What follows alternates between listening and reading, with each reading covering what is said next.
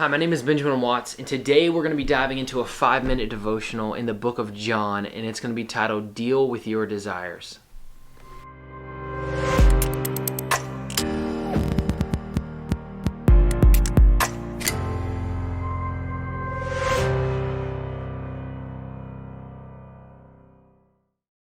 To dive right into the text, in John 5:3, it reads, Crowds of sick people, blind, lame, and paralyzed, lay on the porches.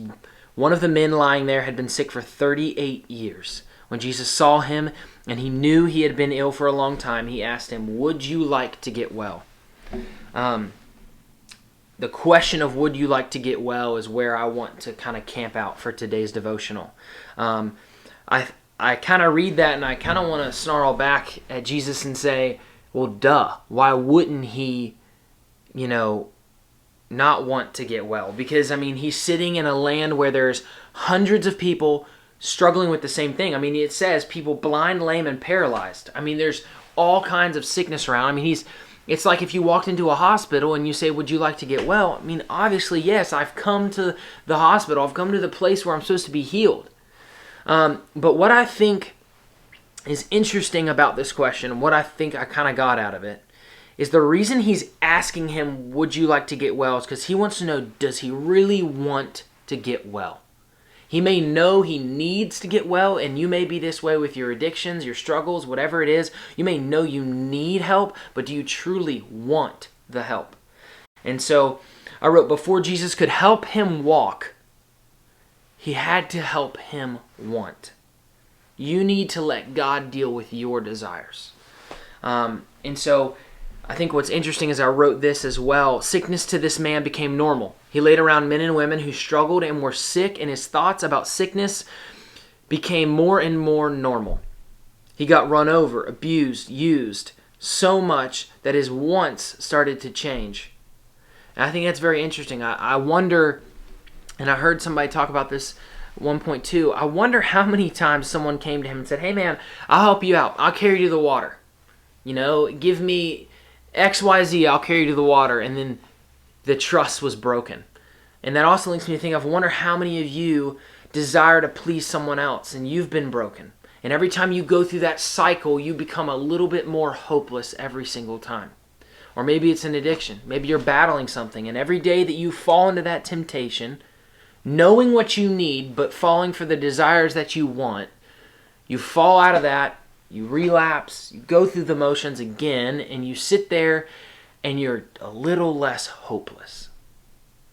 So my challenge for you today is that you will let the needs of your heart transform the wants of your heart.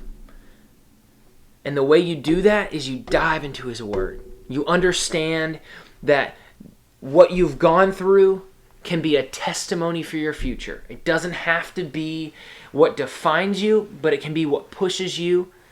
Remember, faith is not the absence of doubt. Faith is what pushes you through the doubt, the trials, and the pain into the provisions He has for you. So what needs do you recognize in your life? That's the question I want to first ask. What needs do you recognize? Do you need to pray? Do you need to read more? Maybe you need a relationship with God because you truly are analyzing and looking inward and God, I don't have that. And so I want you to ask yourself this question in verse 6. Would you like to get well? Do you want to get well?